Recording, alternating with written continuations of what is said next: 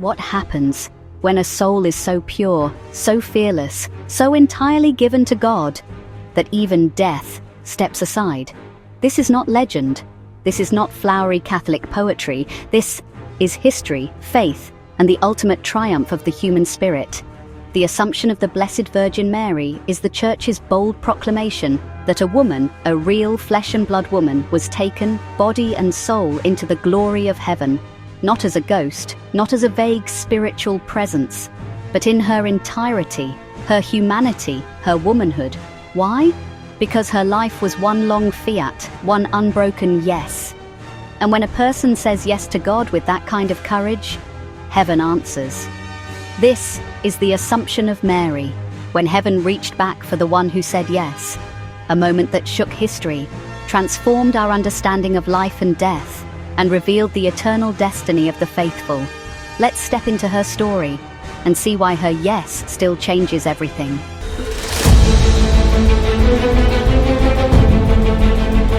We think of Mary's yes at the Annunciation, but it didn't stop there. She said yes when the whispers in Nazareth labelled her a liar. She said yes when she travelled the rocky roads of poverty, carrying the Son of God in her womb. She said yes when she fled in the night to Egypt, to protect him from a murderous king. She said yes as she watched the child she nursed become the man the world rejected. And she said yes, "Oh God, help us," when she stood at the foot of the cross and saw her son crucified. This is not the yes of naive optimism.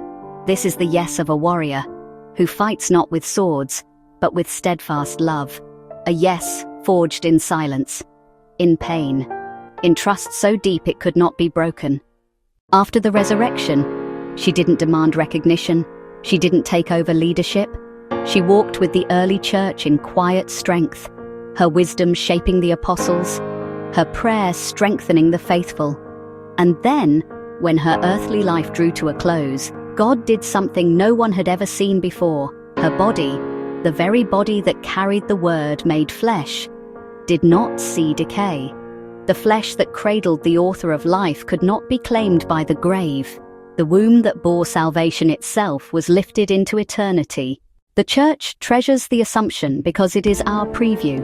Mary's Assumption isn't a rare exception.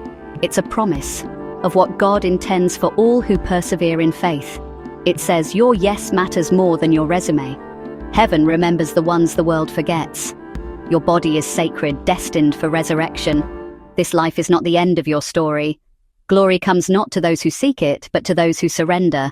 Mary's Assumption wasn't the end of her mission. It was the beginning of her reign.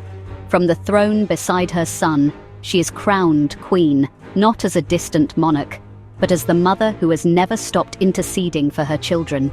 She knows your pain, she knows your fear, and she is proof that your hidden sacrifices are not unseen.